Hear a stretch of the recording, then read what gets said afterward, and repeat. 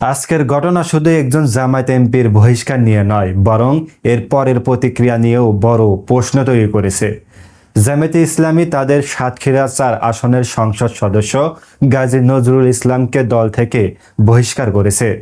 দল বলছে সাংগঠনিক তদন্তে তার বিরুদ্ধে নৈতিক স্থলনের অভিযোগ প্রমাণিত হয়েছে।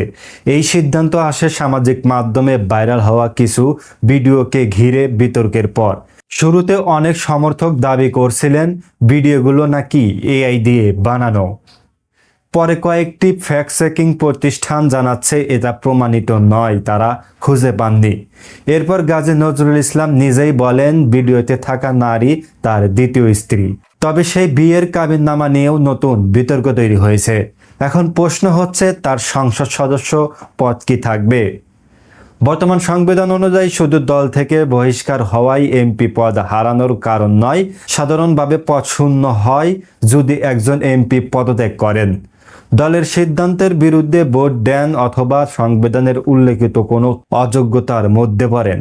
তাই চূড়ান্ত সিদ্ধান্ত নির্ভর করবে সংশ্লিষ্ট সাংবিধানিক প্রক্রিয়ার উপর। তবে এই ঘটনার আরেকটি দিক নিয়েও ব্যাপক সমালোচনা হচ্ছে। সমালোচকদের দাবি, সামাজিক মাধ্যমে কিছু দলীয় সমর্থক শুরুতে এক ধরনের ব্যাখ্যা দিয়েছেন, পরে সেটি বদলেছেন এবং ভিন্ন মত প্রকাশকারীদের আক্রমণ করেছেন।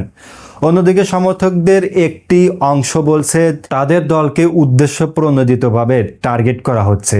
সব মিলিয়ে এই ঘটনা শুধু একজন রাজনীতিকের ব্যক্তিগত বিতর্ক নয়, এটি রাজনৈতিক জবাবদিহি, অনলাইন সংস্কৃতি এবং তথ্য যাচাইয়ের গুরুত্বপূর্ণ নিয়েও নতুন করে প্রশ্ন তুলেছে। আপনার মনে এই রাজনৈতিক ব্যক্তির নৈতিকতা বেশি গুরুত্বপূর্ণ নাকি জবাবদিহিতা? কমেন্টে জানান আপনার মূল্যবান মতামত আর ভিডিওটি শেয়ার করে দিবেন।